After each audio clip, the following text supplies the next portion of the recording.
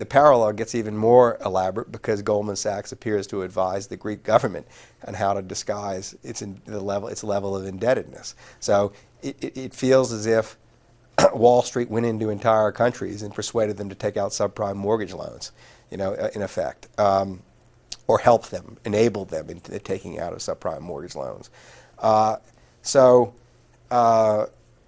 Yes, we're living through this period where we are reckoning with the real consequences of financial engineering, and that financial engineering gone wrong. And the very small bore version of this was the financial engineering that enabled some poor schmuck in Chico, California, who had no income to buy $1 million house. And the big version of this is Greece. And Wall Street's relationship to the rest of the world has changed dramatically, and the way people view Wall Street has changed dramatically. These firms have gone from being unquestioned masters of the universe, an unquestioned kind of upper class that everyone aspired to being essentially enemies of the people inside the last 2 years. I mean, they do have a lot of political influence, and there is natural resistance and impediment to changing the rules of their road. But there is also, on the other side of that, enormous anger and cynicism that is going to find a political expression.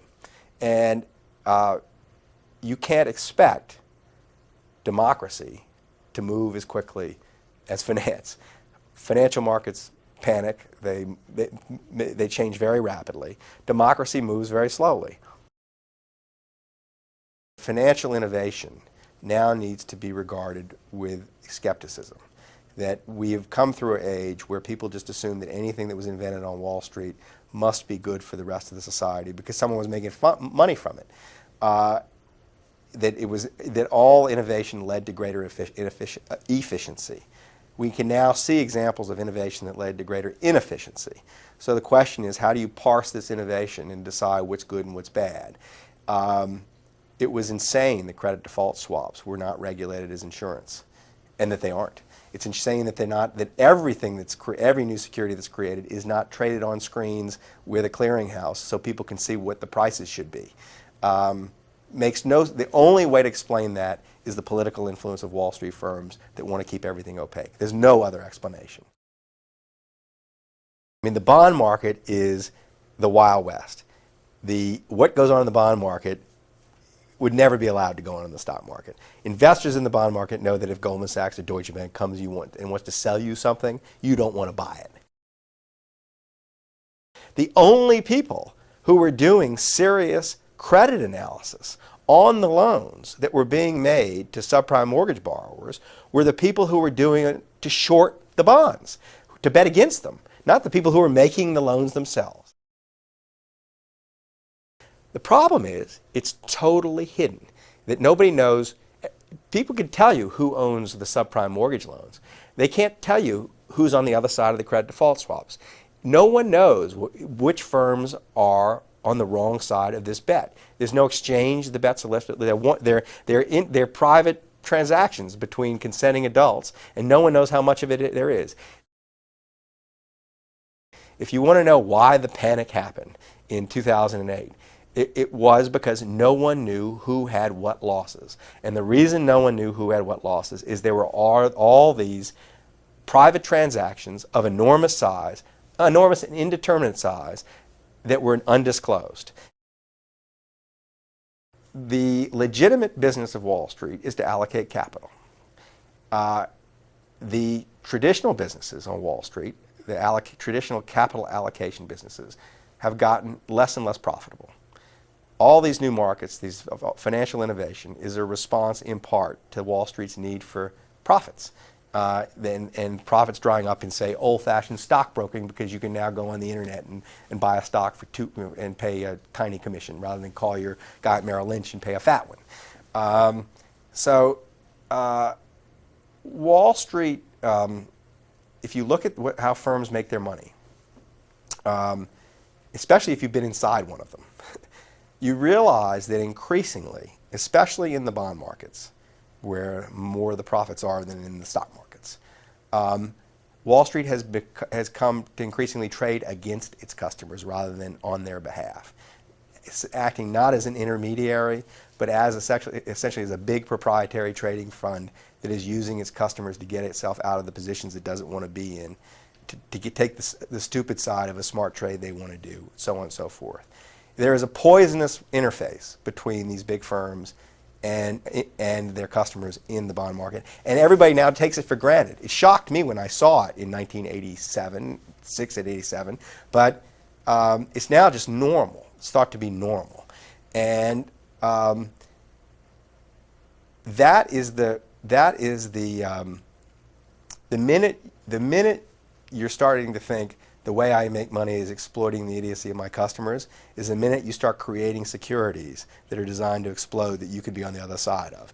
The minute you're not thinking, you're thinking less like a handmaiden to productive enterprise and a useful allocator of capital, to you're becoming just you're becoming the jerk in the zero-sum game, and they've become the jerks in the zero-sum game. So you back away from it all, and you say, look at what these people did, and the shocking thing is what they did was legal. And you say, how do you change the rules? What do you do here?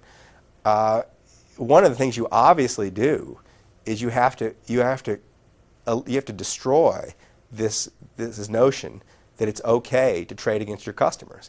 You have to say, maybe what you say is you can be a firm like Schwab that has customers but you don't trade in anything for yourself, or you can be a hedge fund, but you can't be both. Because the minute you start to trade against the customers is the minute you start designing things that aren't good for the customers.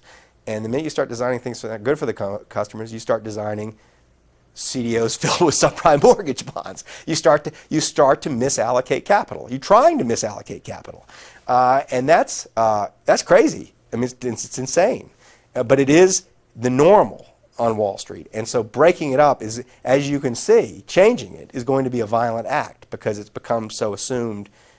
It's so deeply embedded as the assumption of this is how the business is. If I had to put my finger on one person or one kind of person, one role player in this crisis who I would like to string up, or rather I'd like to have him just have to answer questions honestly to the public. I think it would be the people who I know knew better. I would like for the people who designed synthetic CDOs at Goldman Sachs and persuaded AIG to insure them, to essentially take all the risk in the subprime mortgage market in 2005. I would like for them to explain what they thought they were doing. There was nothing illegal about what they did. It was just exploitative. It was just wrong. But they were smart enough, and their position in the society was elevated enough that you would have thought that they would have paused and said, I have some responsibility here not to do this, or to prevent this from happening, not to actually make it happen. So I hold there's a very obvious status structure on Wall Street. The ratings agencies aren't even in it, but at the very top of the status structure is Goldman Sachs, certain traders at Goldman Sachs, and hedge funds. And when the people at the top set such a bad example, everything else in a weird way follows from it. And I'd like the genuine elites to explain why they behaved in the way they did, because I think in the end, if you're going to get back to a saner relationship between our financial system and the rest of the economy, the rest of the society, you have to have people at the very top of that structure who have some sense of social obligation. And they don't right now. The popular thing to say is, oh, it's all going to happen again. But if it does all happen again, it's going to happen in such a different way. It's going to require an elaborate explanation to show people how it all connects up. But it will all happen again. But the bigger problem is what is Wall Street supposed to do? It's supposed to. It is not a creator of wealth. It is a handmaiden to creators of wealth. It occupies a essentially parasitic, but usefully parasitic, relationship with the rest of the society. It's totally out of control. It is not making America a great place. It's making America a worse place right now, and so that's the problem. That finance needs to occupy a healthier, more productive relationship with the rest of the society. And it isn't just an economic relationship. It's got this social cultural component to it. That it is not healthy that our financial system has rules in it that enable the returns to individual traders that it enables, and that leads half the smartest kids from the best schools wanting to be more than anything else in their lives bond traders or investment bankers. It's a waste of talent. The wrong economic signals are being sent by the system that's in place. That I think if the rules were changed and it was in some obvious ways, the returns to the finance sector would decline, and the talent would find more useful avenues of endeavor.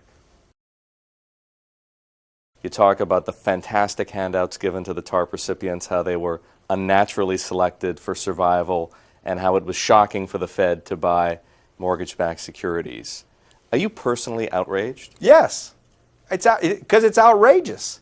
I'm absolutely. Look, they are. If the markets had been allowed to function, if the government had not stepped in to rescue these firms, they'd all be out of business. All of them. They're all failed. They're different degrees of idiocy. Maybe Goldman Sachs doesn't fail because it has lots of subprime mortgage bonds on its books. It fails because it's got credit default swaps with people who do. But nevertheless, it fails. And so because they are the position they occupy in the financial system, they can't be allowed to fail. I think that all right, you can forgive that step. I can forgive. I can completely understand. I can understand the way how the decisions that were made in the midst of the crisis were necessarily self-contradictory, ad hoc, hard to understand in retrospect, all the rest. But now we're out of that. And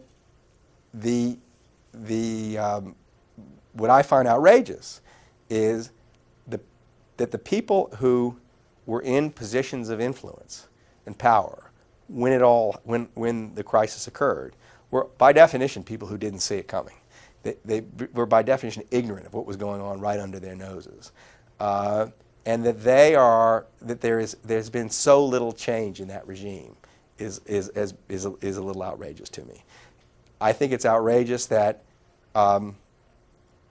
essentially the U.S. government took the position, unlike, say, the U.K. government, that these firms were so central to our way of life that not only could we not let them fail, but we can't even suggest their creditors take a hit.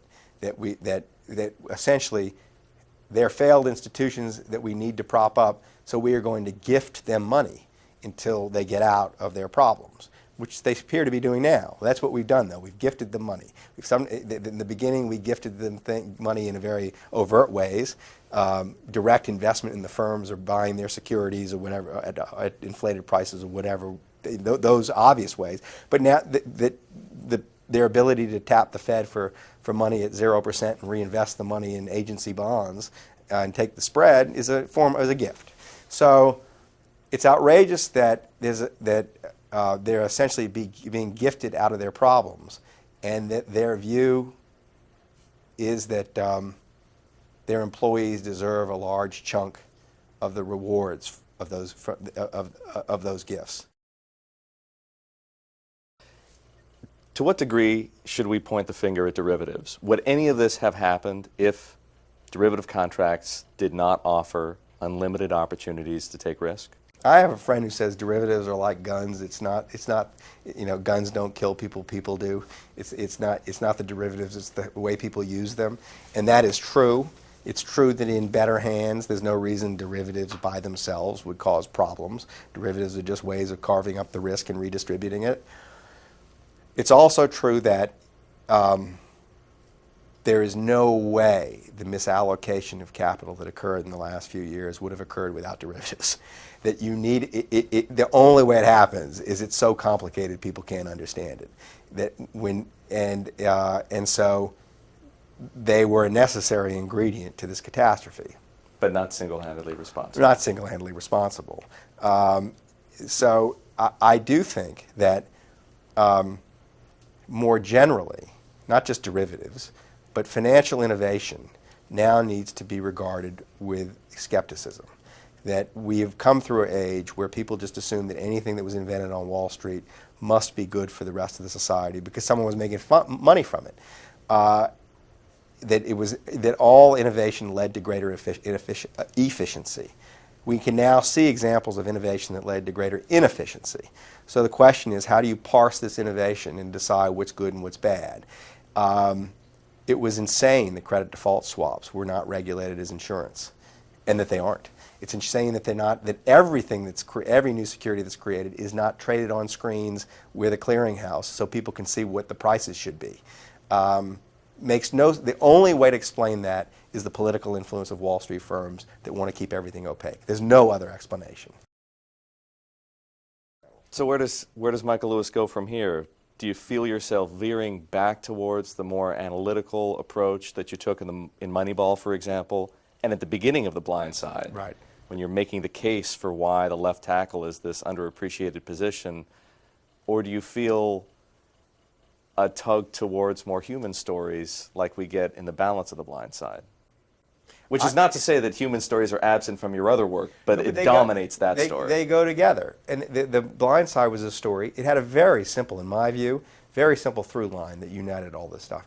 There was this boy, this African-American kid who at 15 was about the least valued human being on the planet, who went to being about the most valued 19-year-old boy on the planet.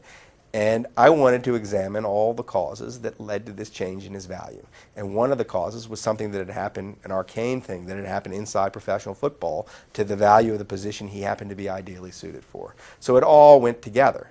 And I was really only interested in what had happened in professional football as it pertained to him. And so the analytics, such as they are, were driven by the interest in the human experience.